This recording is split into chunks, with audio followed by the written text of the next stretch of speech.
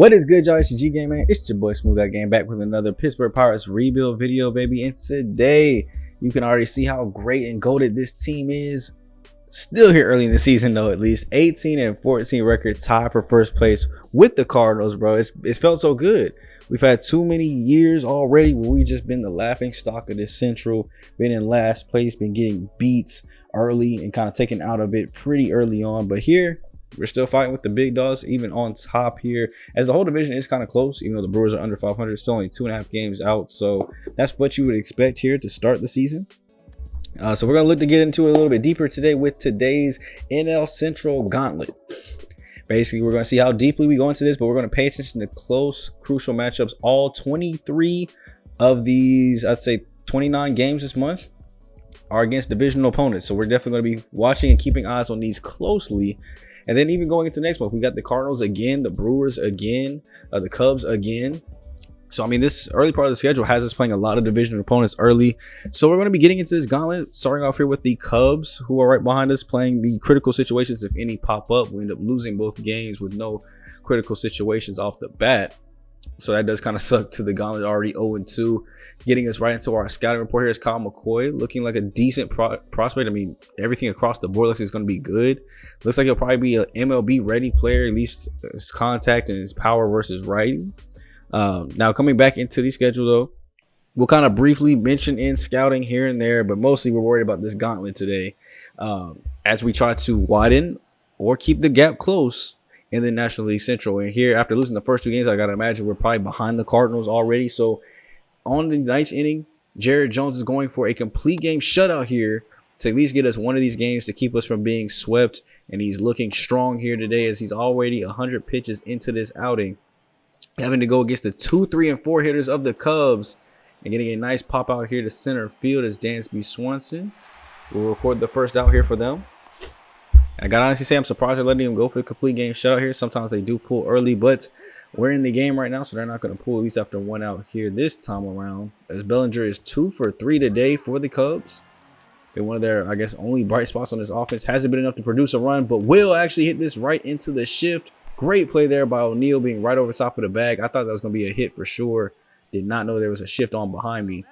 We'll leave us up to Kyle Schwarber to go ahead and get this final out recorded. And he'll pop this one up. Not much room to move for Brian Reynolds. And that's the victory we're needing. I see the Reds losing down below too as well. Also keeping our eyes on that ticker, seeing if we see any other NL Central opponents lose while we were getting these dubs. And there's the first 3 games of the gauntlet down and out, bro. We end up going 1 for 2, not through, in this series. 9 innings, 3 hits. Speaking, guys, 2 of them went to basically all 3 went to those 3 and 4 hitters. So I mean, we held everybody else down.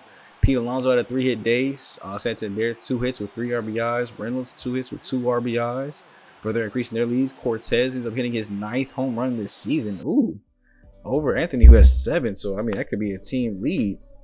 And as we go ahead and jump back into the schedule, obviously not paying too much attention here to the games that aren't division opponents, which here in this case is the Colorado Rockies. We end up losing game 1, win game 2, 11-0, get Davis Snyder back from injury, and they get another trade offer here, for this time for Tony Gonsolin, the Dodgers right-handed thrower here. I mean, hasn't played too much, hasn't been a start since 2023. And that last year he was pretty bad, was a long reliever after a year in the minors.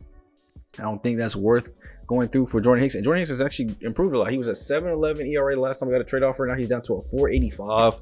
So improving his season a little bit here. So maybe just a slow start. So at least with this trade, and plus their budget would not allow this to go through. I mean, a negative $6.7 million deal here for their cap space if they were to take this one, because Jordan Hicks is making $11 million.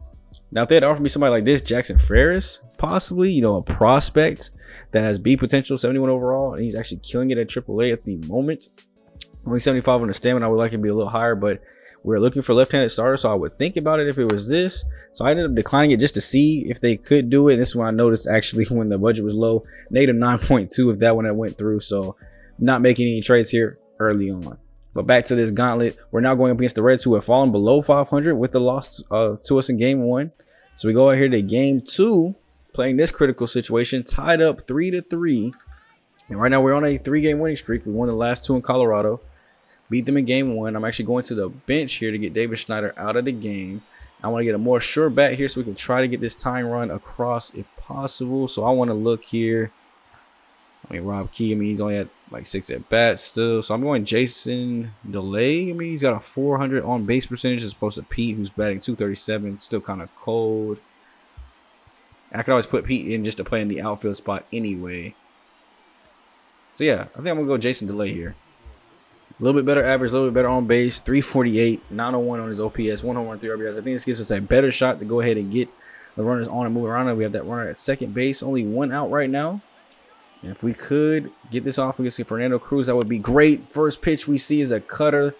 Just a little bit early on it, but that could have been dangerous.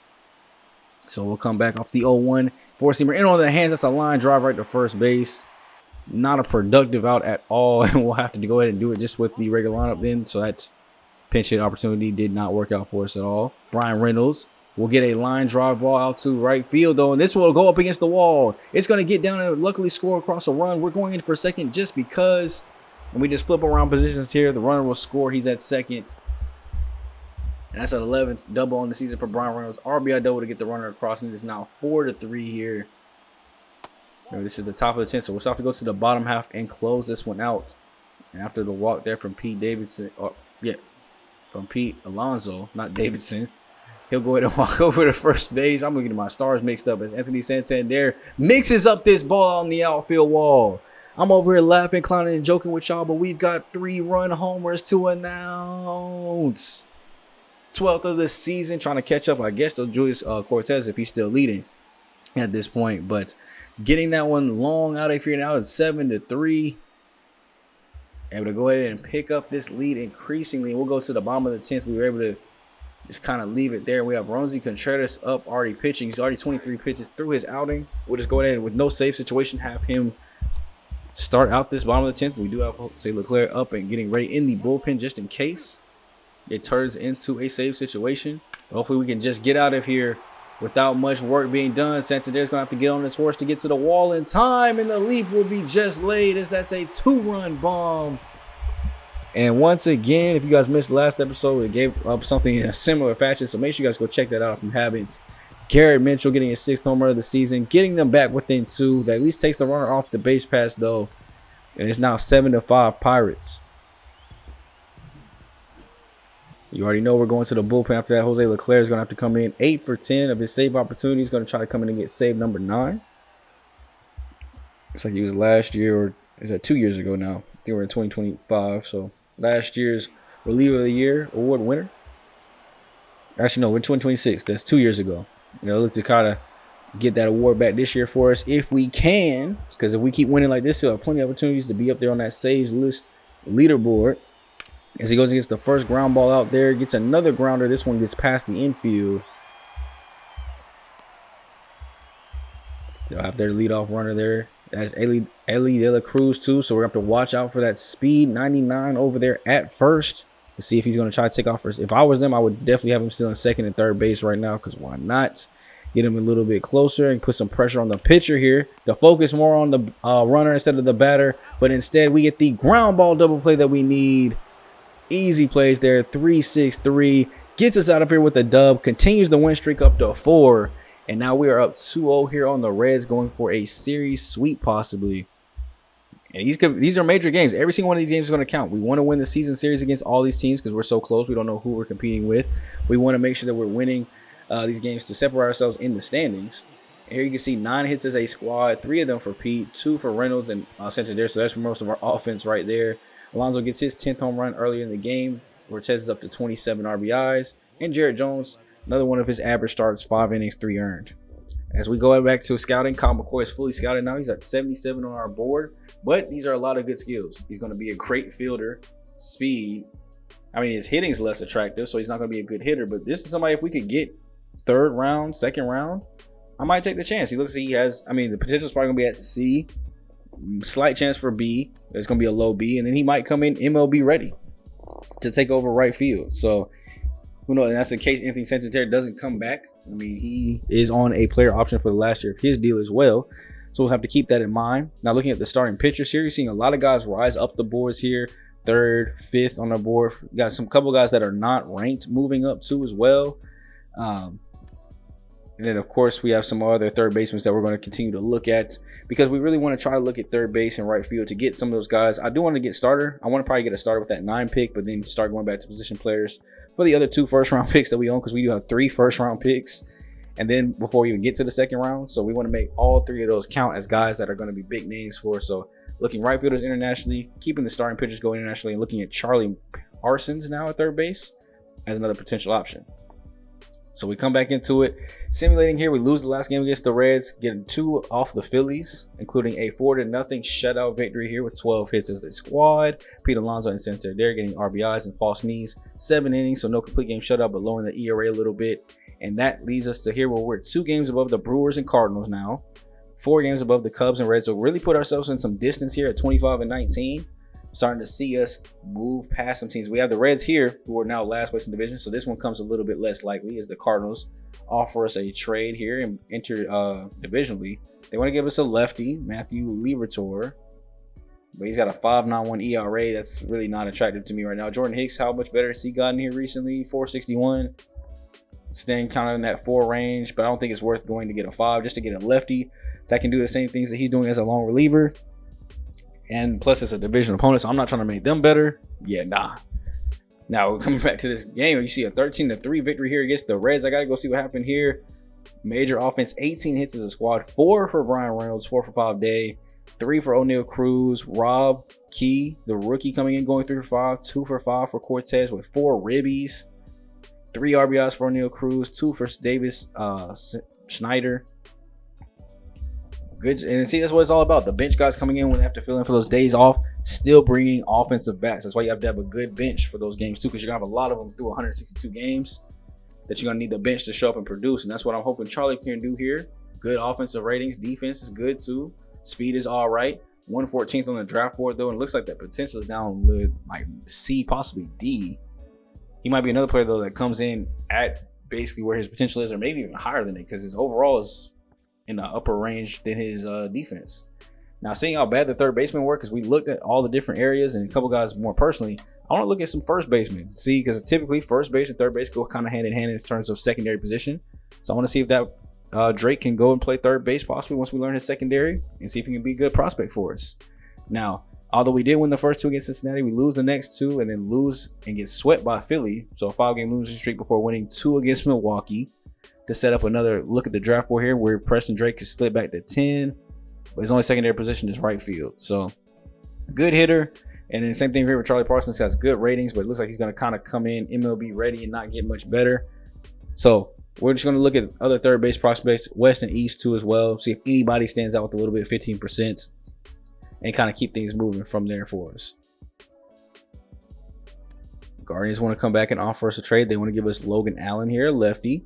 79 overall, 3.34 ERA. This is interesting.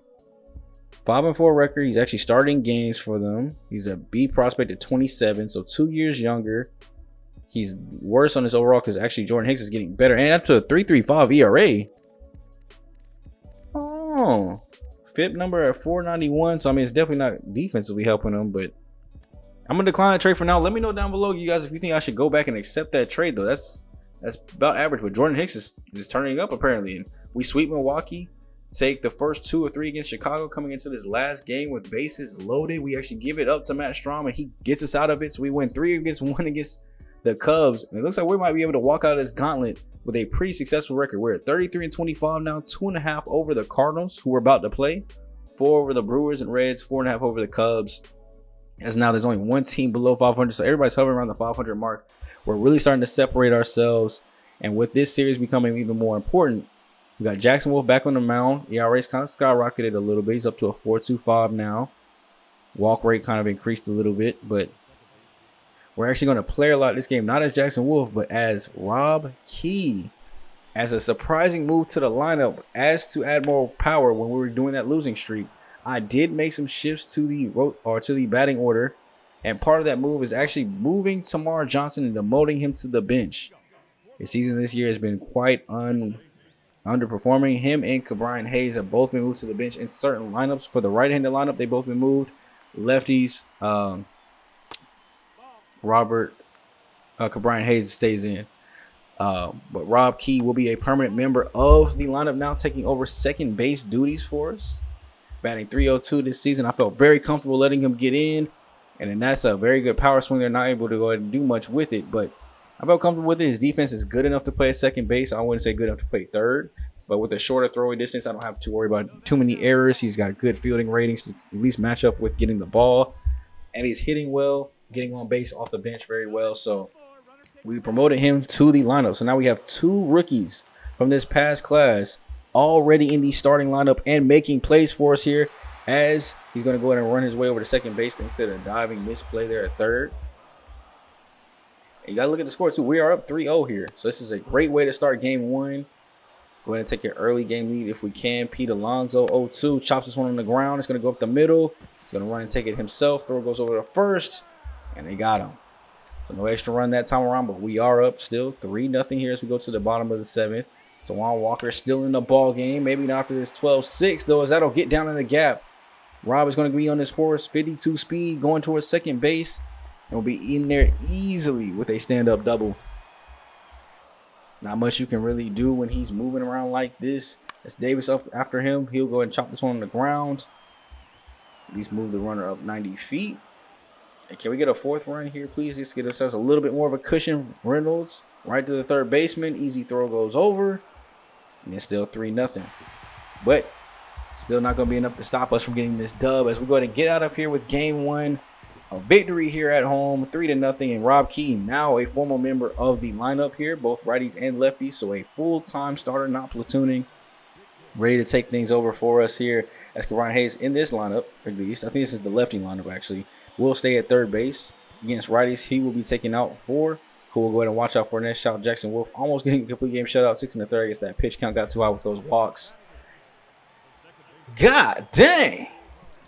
7 runs, and it's just been 1 inning?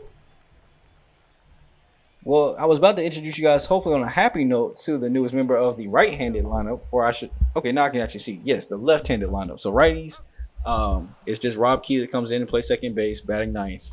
Against lefties, Rob Key will come in and play second base, or third base, batting 9th, and playing second base will be Lee Oliver Peguero. He's had some up and downs. We've sent him up and down between AA and AAA, and or not AA, AAA and the majors. Pretty much the entire series, as I thought that one might have got out of here. But he's up here at the major league level because he performed well at spring. Ended AAA last year very good, and so far he's playing good off the bench, and he's worked his way into the lineup here as Brian Hayes is struggling against lefties more so than righties. Righties, he's actually decent. I think he's hitting 275 against righties.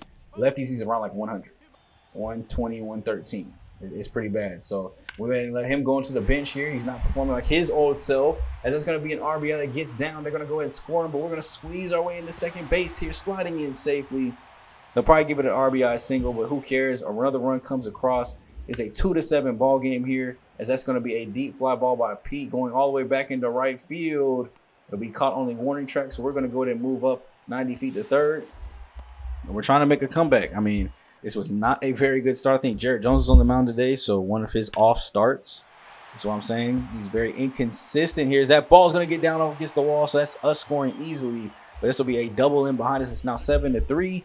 Make it 7-4. It's Key. Another RBI single. Okay.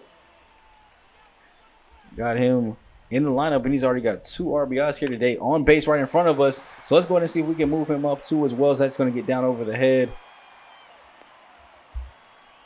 Make a little bit of a comeback here. I mean, it's 2 outs here. Can Henry Davis move over the runners? It's going to be popped in the air right at shortstop. He's going to go ahead and take control of this one.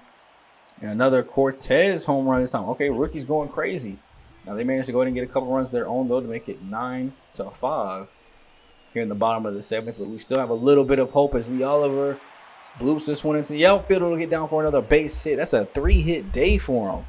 And now you can see why he's in the lineup. If you're going to hit like that, you might as well be here. Oh, look at that trade down below. Tariq Skubal. I might have to go see what that man's numbers looking like. I mean, we got this inconsistency in the lineup, and Johan Oviedo is going to be out for another couple months. Let me know down below if Tariq Skubal should be a trade-off we look at possibly. You know how I feel about Tariq. That boy is a good starter, very reliable, and at least consistent. Because today I don't know what Jared Jones was on. 1 2/3 innings of work is not it. As you can see here, a home run by Julian Cortez is 15th of the season. So shout out to him, getting up to 39 RBIs too as well. Rob Key gets 2 RBIs to get up to 6. A 3-hit day for Key and Lee Oliver. At 7 runs, only 1 earned though. What the? There's no way, unless both those errors happen at the same time. But still, 2 errors leading to 6 runs. That's crazy. There's got to be something I'm missing. Let me know down below, what could I possibly be missing, because that is ridiculous. Now here we are looking at some of the stars that we've scouted. We've scouted a big portion of them up to 90%. We're looking at a different group area now, so they're all at 35. Third baseman, we're kind of getting some more looks on some of these guys, and nobody's kind of standing out to me as of right now. Like somebody I need to look at permanently. So I actually want to go to another infield spot that also has third baseman that can play. That's shortstop. We haven't ever scouted really shortstop because we've had O'Neal Cruz the whole series. We haven't scouted this position at all, but it looks like they're actually pretty deep this year. So maybe some of them can play third baseman, secondary, have good defense, and have a good bat. So I'm going to go ahead and take a look at some of these guys. So we're going to look at shortstops internationally. That seemed to be where a big portion of them were at. The second biggest area that I noticed was in the East. So we're going to look at shortstops in those 2 areas here for a couple weeks, get a couple of percentage boosts, and maybe look at their third baseman. As we can see, this year is completely weak. So I'm actually going to put shortstop as our focus too, so we can get more interest on those players. Because if you have them as your focus, they automatically get more interest. So I think we're going to focus more on shortstops this year, because the first baseman, I don't think we're it either. But that'll lead us into game 3, you guys. Nestor Cortez Jr. Finally getting to see him pitch another game. We haven't seen him since opening day. 12 starts, 6-4 record, a 3.17 ERA. And he's pitching this very crucial game 3 for us here to end out the month of May, as we have tied up the series here with them 1-1. And he's going to have to go ahead and keep us on top here. 34-26, the new record here. Going to try to get up towards to win number 40. As this throw will be over by Cruz. Easy play at first. And let's keep this thing moving right along here. Popped out into the outfield. This will be a base hit, so already getting an early hit early. As it looks like it's going to be a double. Here's the throw coming to second base just a little bit late. Dylan Carlson, 14th double of the season for the Cards. Getting in there to second base, leaving it up to Nolan Gorman. Ball, that's off the plate. Keeping eyes down below too. You know, we want to see those L's come in from our other divisional opponents if possible. Right now I'm just seeing how Shohei Ohtani hits 20 home runs again. That boy's an absolute beast, pitching and hitting still somehow. As we throw that one over, easy play there by Rob Key. Remember, he's taking over at second base for your boys. And then Jordan Walker batting in the 4th spot. Batting .250 this season, so pretty average. And you can see why if he's swinging through balls like that. He has 15 doubles this year, which is first on the team. But we're going to hope to not have any of that happen right now. That's going to be a liner right to Key. Easy play goes over as he gathers himself. And we'll get out of that inning pretty clean. So no runs there. Did get a hit. But I'll turn things over to our lineup, which will have to be dealt with. Casey Mize, former Tigers starting pitcher, 5 games, 6-2 record though, so a little bit of probably long relief work in the bullpen and taking over a new starting role. And we'll have to go up against our lineup. Henry Davis, who we do have leading off now, is only batting .274, so much for having speed at the start. But we got to get our best hitter at least up there. We're having way too many RBIs from the 2 through 7 spot in the lineup for us to not have a number 1 hitter that's getting on and starting a rally for us. So I want to move Davis up here. He actually has the highest on base percentage too as well. He walks a lot for this team. Now, you probably couldn't tell by the way he swung through that, but he actually leads the team in walks. Behind him we have Brian Reynolds, who's batting .343, looking like team MVP. And let me know if you guys want me to bring that back too in the community tab, where I let you guys vote on the team MVP at the end of each season. You guys seem to have a little bit of fun with that one, which I do enjoy. I enjoyed the participation on that, so I definitely will bring it back. If you guys want to keep doing something like that to have more interaction and more innovation for you guys to interact with the series. We know what other things I could do to make it more fun for you guys to watch and be interactive with. I know I do ask questions. They're typically near the end of the videos though, so if you're not staying for the full length, you probably don't hear them, but I'll try to ask them more throughout the beginning and middle. I want you guys' feedback for sure. Is that ball almost, I don't even know what word I almost said, but it almost snuck up on me, because I thought that was about to be a home run out into the deepest part of left field, right into the corner. But yeah, we'll definitely get more ways to be interactive with you guys. You guys just keep hitting that like button for your boy. Keep subscribing if you're new and you're enjoying the Pittsburgh rebuild. Let me know so we can bring more rebuilds. And yes, NCAA is coming out soon. Madden's coming out soon. I know I haven't talked too much about them, but they are coming out soon. I got plans for them. especially now that they have confirmed that you can take your NCAA Road to Glory and import it into Madden. We might do a Road to Glory series on NCAA. Probably be my only thing that I did do, at least for YouTube. I'm definitely play the game for sure on my own. I don't know if I'm gonna do a Dynasty on YouTube. You guys can let me know if you guys want to see that. But definitely we'll probably do a Road to Glory, bring back Prodigy, and yeah, let him go his full career in college. And then once we get Madden, go ahead and import him into Madden and see what he looks like going to the show or going all the way to the Super Bowl, hopefully. Of course, we'll be bringing back the MLB rebuild. Do need to start thinking about what team I want to use for that, so I got to start keeping that in mind. Here we went to the AFC last time, so we got to go back to the NFC. So let me know if you guys got some team ideas down below. I know this isn't football, but you can also let that be known in the comment section below or the community tab or my socials. And let me know if you guys got team ideas. Now, let's jump back into this game because we do have a critical situation here, which Nestor actually just got us out of. Runners were at the corners. This is the first scoring opportunity of the game for either side. And we're able to go ahead and get out of it cleanly. As this game is still 0-0, we are in the bottom of the fourth now. Pete Alonso back up here. His first at bat was a walk, so that's why you still see his average there, 296 in the 3 spot for us. Has been very good with his home run RBI totals here since joining the team. And hey, now would be a great time actually for a solo home run if you want to go ahead and hook us up with some extra excitement, as that's going to be a base hit right back to the pitcher, not able to glove it. We have a runner on first base, and there's no outs.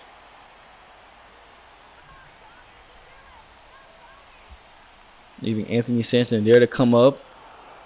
He also has been very good with his power numbers here recently too. RBI totals have been great, doing a great job in the cleanup role here. This one's going to get into the outfield towards left, as that's going to be gloved in. Pete Alonso thought it was going to keep going, so he's going to have to double back, and this, no, he wasn't even close. I don't even know if he touched the second base bag, but in time. I thought off the bat too as well that looked like it could get into the gap. Great play by Jordan Walker to get to it. And then we're going to hit him out another one just to make another play here. So he's going to range back to the wall, but it's going to be gone. No plays will be made here this time around. That is a solo shot out to left field. Great play there by Oneil Cruz. His 11th of the season. Don't forget about him. He does have that power too as well, doing a great job in the 5 role. Only critique that I've ever had about O'Neal's game is A, the errors on defense gotta get worse or gotta get better, and then B, letting him get a better average. His average has always been low, around 250, 240, 230, but he gets 20 plus home runs. He'll give me about 80, 90 RBIs. He'll do good in those clutch situations, but I just need a little bit better average to help out with lineups. Help out with guys like Julian Cortez. If they have a guy above them that they're afraid of, they'll hit better behind them. Now, thanks to Oneil Cruz, we actually do have that 1-0 lead, and we're carrying it here as we go top of the 7th now. Still not much action in this game. It's been a very good pitcher's duel to this point. Nestor Cortez Jr. still shutting down this Cardinals offense as Jordan Walker pops that one to second base. Easy play there by Rob. Able to make that one work, and then Tyler Locklear, he'll come up here as he watches that one off the plate for the 1-2. Coming right back. Chopped it on the ground. Foul. Reds down below are up 7-3 against the Yankees. Come on, Yankees. I need y'all to make a comeback for your boy. We need to see the Reds lose. Dang, the Red Sox are up 7-0. Brewers are losing 7-5 in the 7th. Looks like a lot of high-scoring games. We're out here having pitchers duels. This is going to be a ball that gets down in the gap. Haven't seen too many extra base hits here today, but this one looks like it could be an easy double for Mason Wynn with 2 outs. Another scoring opportunity here, if possible, for the Cardinals. Ivan Herrera. Got an 0-2 count right now. Swings and misses through the circle, change down low, chasing it. And that's 7 strong innings there for Nestor Cortez Jr. They're going to go to their bullpen and bring in Taijuan Walker. 3.29 ERA this season. He's been very strong for them, but the averages are high. And if we can get some hits, we can get some runs. As Oneil Cruz chops this one up the middle, that's going to be a leadoff base hit here. Exactly what the team needs. If we can get him in and around, that would be great. As Julian Cortez will be up right after him. We're going to steal off for second base. Throw's going to go down and in, and it's not going to be in time. Cortez takes second base with ease. Still no outs here, so we can get at least one more if we are smarts. And Cortez swings on the top of the splitter. Checked the swing. Thought he might have had it in time, but not this one. Cabrian Hayes Can you be clutch for us here at the bottom of the order? Haven't felt a nice solid spot for him to hit yet this season. He gets the strikeout and throw him out. They got him at third base. That was way too easy. And they didn't actually strike him out. That was actually the second strike of the at-bat. But he will at least go ahead and take his walk over to first. He probably shouldn't have tried to take off for third base. I was trying to do maybe like a little hit and run there where he swung and missed. And look, that could have been that was a little bit too sharp. That could have been an RBI single, but we at least would have had bases loaded with only one out for David Snyder here, who is coming in relief of Pete, as Pete is tired, and he pops this one back to the catcher. Probably should have just pinch hit. And I don't know if Pete would have been able to do a little bit better, but yeah, that's an out. And the umpires are coming to talk to me because you guys can see it on the screen. It's a little bit of rain here, so they're going to go into a rain delay about 45 minutes. So we had planned to get a new arm up anyway. So we're going to go to our bullpen here and get Jonathan Weisgo. We didn't plan to put him in necessarily. We're probably going to start the inning with Lester to see if how much longer he could go. But he was getting tired, so we had him up and ready to go. So Jonathan Weisgo, 4.11 ERA, not as strong as he's been last year. But this year, we're looking to hopefully get those numbers down here with a clean eighth.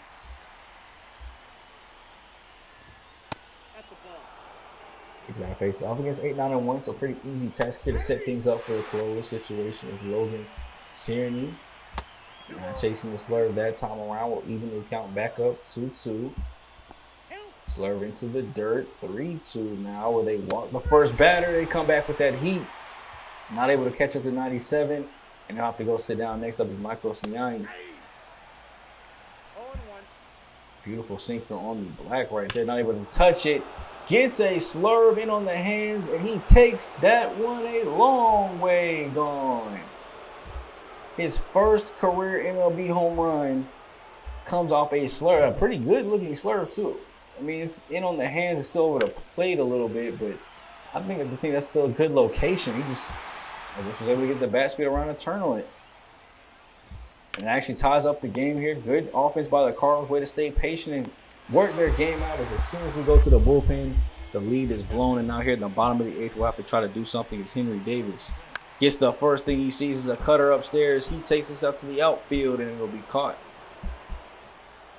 Taijuan Walker is still in the game here for them, so we'll have to see what he's able to do. As Brian Reynolds takes this one deep out to right field. It's going back near the warning track, and it is caught. I think he caught that one just up against the wall. I thought it might have been out of here. And then Pete Alonso after will chop this one in the air. They're going to go ahead and just easily play this one and throw it right over. Nothing much you can do about that easy out. Jonathan Weisgo is still in the ballgame here for us, top of the ninth. Might as well let him go ahead and close this one out if possible to at least give us a tie game going to the bottom of the ninth, but he can't even do that. Gone to center field. Solo home run there. Don't tell me that's his first two. Okay, 14 of the season here. Nolan Gorman able to go ahead and put his team on top. Now they've been down all game, and here in the last 2 innings, the game is completely flipped on its head. As now Jordan Walker will swing and miss the slurve downstairs. I mean, it's a little too late now, but at least we cannot let the lead get any higher as we get another line drive to Key. And then Mason Wynn right after him 1-2. Pops this one out to Santander. We're going to go to the bottom of the ninth now, needing to tie this one up to send it into extra innings or lose the game. Is Ryan Hensley. 15 for 19, so that means 4 balloon saves. So that means it is possible. We can make it 5 here.